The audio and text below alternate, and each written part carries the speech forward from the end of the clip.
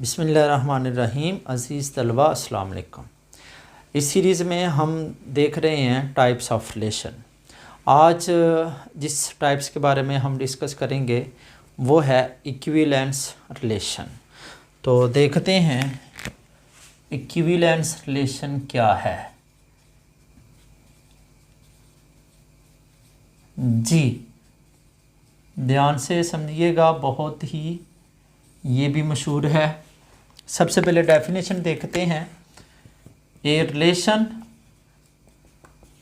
Are on a set A is said to be equivalence G a relation if जो है are क्या हो, number एक reflexive हो। आर क्या हो, रिफ्लेक्सिव हो। ठीक है, आर को रिफ्लेक्सिव होना चाहिए। नंबर दो सिमेट्रिक होना चाहिए। क्या होना चाहिए, सिमेट्रिक। और नंबर तीन पे इसको ट्रांजिटिव होना चाहिए। ट्रांजिटिव। जी स्टूडेंट्स, ये तीन प्रॉपर्टीज अगर हैं इसमें किसी भी आर में, किसी भी रिलेशन में, तो देन उस रिलेशन को हम क्या कहेंगे, इक्विवेलेंस रिलेशन। जी इन तीन प्रॉपर्टीज का मतलब हम देख चुके हैं। मैं रिपीट करता हूँ। रिफ्लेक्सिव का मतलब है जो आइडेंटिटी है वो कंटेन करना चाहिए आर को। आइडेंटिटी या फिर जो हमारे पास डायगोनल एलिमेंट्स आते हैं सारे के सारे, जिसको हम डायगोनल रिलेशन भी बोलते हैं, वो होना चाहिए रिफ्लेक्सिव में। ठीक है, सारे वो पॉइंट होने चाहिए, उसके बाद जो मर्जी आ जाए उसकी टेंशन नहीं है। सिमेट्रिक की प्रॉपर्टी क्या है, if A related to B then क्या होना चाहिए, जी बिल्कुल बी रिलेटेड टू ए भी होना चाहिए। ठीक है, तो इसके लिए हम इस प्रॉपर्टी को चेक करेंगे। और ट्रांजिटिव के लिए हम क्या करते हैं, इसमें भी कंपाउंड इफेक्ट हम देखते हैं। अगर ए रिलेटेड टू बी है and B related to C है, देन क्या हमने ढूंढना है, फिर ए रिलेटेड टू सी।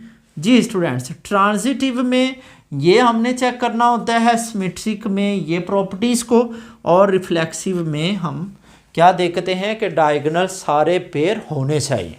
ठीक है, अब एग्जाम्पल इसकी देखते हैं, फिर आपको और अच्छे से समझ आएगी। जी स्टूडेंट्स, सपोज हमारे पास R1 है 1 2 2 3 1 1। जी स्टूडेंट्स, क्या ये है इक्विवेलेंस रिलेशन? ये तो बिल्कुल नहीं हो सकता। स्टूडेंट्स, इक्विवेलेंस रिलेशन के लिए आपने सबसे पहले चेक ही ये करना है रिफ्लेक्सिव। और रिफ्लेक्सिव में क्या चेक करना पड़ेगा, 1 1 होना चाहिए, 2 2 होना चाहिए, 3 3 होना चाहिए। अगर ये तीन हैं उसके बाद आप बाकी की प्रॉपर्टी देखेंगे। अगर इन तीनों में हमारे पास, याद रखें सेट में एलिमेंट हैं 1 2 3, तो अगर इन तीनों में से कोई एक भी कम है, हम फौरन कह देंगे कि ये इक्विवेलेंस रिलेशन हो ही नहीं सकता। जी नेक्स्ट करते हैं। सपोज हमारे पास एक रिलेशन है 1 1, ठीक है, 1 2, और इसके बाद है हमारे पास 2 2, देन 3 3 है, और हमारे पास सपोज है 2 3। जी अब इसके लिए देखते हैं कि क्या ये इक्विवेलेंस रिलेशन बनता है कि नहीं। सबसे पहले क्या ढूंढना है, जी बिल्कुल 1 1 होना चाहिए, 2 2 होना चाहिए, 3 3 होना चाहिए। उसके बाद सिमेट्रिक आपने देखना है कि क्या हर एक के लिए उसका सिमेट्रिक पेयर है। जैसे कि 1 1 ये डायगोनल तो खुद के होते ही हैं, इसके अलावा 1 2 है तो आपने चेक करना है क्या 2 1 है। अगर 2 1 नहीं मिल रहा इट मीन्स ये कभी भी इक्विवेलेंस रिलेशन नहीं हो सकता। आई होप कि आपको समझ आ रही है कि इक्विवेलेंस रिलेशन जो है वो कौन सा होता है। जी स्टूडेंट्स, नेक्स्ट एक और एग्जांपल चेक करते हैं। सपोज हमारे पास है 1 1 2 2 3 3, ठीक है, 1 2 2 1। जी स्टूडेंट्स, चेक करते हैं। सबसे पहले हमारे पास क्या ये रिफ्लेक्सिव है, उसके लिए ये 3 पेयर होने चाहिए डायगोनल, इट मीन्स ये रिफ्लेक्सिव है, ठीक है। उसके बाद क्या करें, सिमेट्री के लिए 1 2 है, ये तो सारे हैं सिमेट्रिक। 1 2 के लिए 2 1 है, बिल्कुल है, ये भी सही है। अब लास्ट ट्रांजिटिव, तो 1 2 ये सारे ट्रांजिटिव प्रॉपर्टी होल्ड करते हैं। कैसे करते हैं ये देखें, अगर 1 1 है, 1 से स्टार्ट ये हो रहा है, 1 2 तो 1 2 है, तो 2 2 2 से स्टार्ट हो रहा है, ये 2 1 तो 2 1 है, 3 3 3 से स्टार्ट ही कोई नहीं हो रहा, तो सिर्फ ये चेक करो 1 2 2 से स्टार्ट हो रहा है, ये 2 1 तो 1 1 होना चाहिए जो कि है। इट मीन्स ये इक्विवेलेंस रिलेशन है। आई होप कि आपको समझ आ रही है। और इसकी एग्जांपल देखते हैं, R4 चेक करते हैं। जी स्टूडेंट्स, 1 1 2 2 एंड 3 3, क्या ये है इक्विवेलेंस रिलेशन? जी चेक करते हैं। सबसे पहली प्रॉपर्टी जो है रिफ्लेक्सिव की होल्ड कर रही है, बिल्कुल ठीक है। उसके बाद सिमेट्रिक, ये सारे सिमेट्रिक भी हैं। ट्रांजिटिव 1 1 1 से कोई स्टार्ट ही नहीं हो रहा, 2 से नहीं हो रहा, 3 से भी नहीं हो रहा, इट मीन्स ये भी इक्विवेलेंस रिलेशन है। और ये सबसे स्मॉलेस्ट इक्विवेलेंस रिलेशन है, सबसे छोटा जो रिलेशन है वो ये है स्मॉलेस्ट डायगोनल पेयर्स का। जी, और चेक करते हैं। सपोज हमारे पास है 5।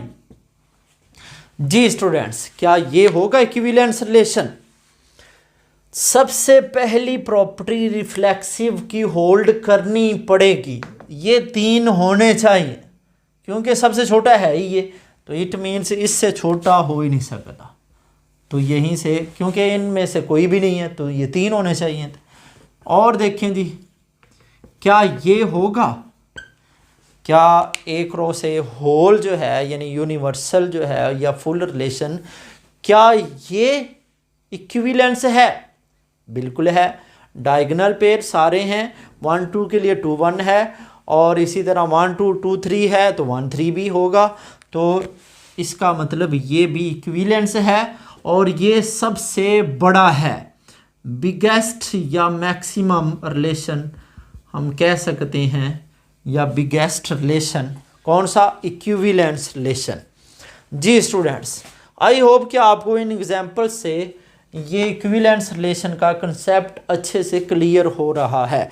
एक और देखते हैं। Suppose 1 2 2 1 1 1 then 2 2 then 3 3 then 2 3 3 2। जी स्टूडेंट्स, इसको चेक करते हैं कि क्या ये इक्विवेलेंस रिलेशन है। जी बिल्कुल चेक करते हैं। 1 1 2 2 एंड 3 3 रिफ्लेक्सिव, ठीक है। सिमेट्रिक चेक करते हैं। 1 2 के लिए 2 1 है, बिल्कुल सही है, 1 2 के लिए 2 1 मिल गया। 2 3 के लिए 3 2, बिल्कुल ये भी मिल गया, ये सिमेट्रिक भी है। ट्रांजिटिव 1 2 2 1 अगर है तो 1 1 होना चाहिए, बिल्कुल है। और 2 3 3 2 है, 2 2 होना चाहिए, बिल्कुल इसमें 2 2 भी है। तो इट मीन्स डैट ये कौन सा होगा फिर? Equivalence relation. जी स्टूडेंट्स, अब देखते हैं इक्विवेलेंस रिलेशन का ग्राफ कैसे बनता है, और इसका हम देखेंगे मैट्रिक्स कैसे बनाते हैं। बहुत ही आसान है ये भी, जब आपने लास्ट वीडियोस देखी होंगी तब आपको बहुत ही आसान लगेगा। जी स्टूडेंट्स, सपोज हमारे पास है एक सेट 1 2 3, एक हमारे पास इक्विवेलेंस रिलेशन है 1 1 2 2 3 3 देन 1 2 2 1। जी, इसका हम ग्राफ देखते हैं। बहुत ही आसान ग्राफ। जी, ये हमारे पास वर्टेक्स हैं। सपोज 1 2 3 इनके नाम रखे। अब 1 1 का मतलब इक्विवेलेंस रिलेशन में स्टूडेंट्स हर वर्टेक्स पर लूप का होना ज़रूरी है, अदरवाइज ये इक्विवेलेंस रिलेशन हो ही नहीं सकता। उसके अलावा जो एज हैं 1 2 अगर है, ठीक है, 1 से 2 तो 2 से 1 ये भी होना चाहिए। जी, 1 2 2 से 1 ये भी है और 1 1 वो लूप ऑलरेडी है। तो ये है इसका ग्राफ इक्विवेलेंस रिलेशन का। आई होप कि आपको इसकी समझ आई है। अब इसका मैट्रिक्स चेक करते हैं वो क्या बनेगा। जी, 1 2 3 1 2 3 और हमारे पास है अब जी 1 1, ये तो डायगोनल 1 1 लाजमी होंगे। 1 2 ये भी है तो 2 1 भी होना चाहिए। जी, बाकी जो है एंट्री ज़ीरो करते हैं। तो ये है इसका मैट्रिक्स इक्विवेलेंस रिलेशन का। तो इसमें सिमेट्री भी है और इसमें ट्रांजिटिविटी भी है, तो तब ये जाके बनता है। और ये डायगोनल पेयर ये भी है, रिफ्लेक्सिव भी है, तब जाके ये बनता है इक्विवेलेंस रिलेशन। जी स्टूडेंट्स, उम्मीद है कि आज के लेक्चर की आपको अच्छे से समझ आई है। अब नेक्स्ट लेक्चर में इसी इक्विवेलेंस रिलेशन से हम सेट की पार्टीशन कैसे बनाते हैं और उसकी डेफिनेशन क्या होगी वो हम इंशाल्लाह देखेंगे। तब तक के लिए अल्लाह हाफ़िज़।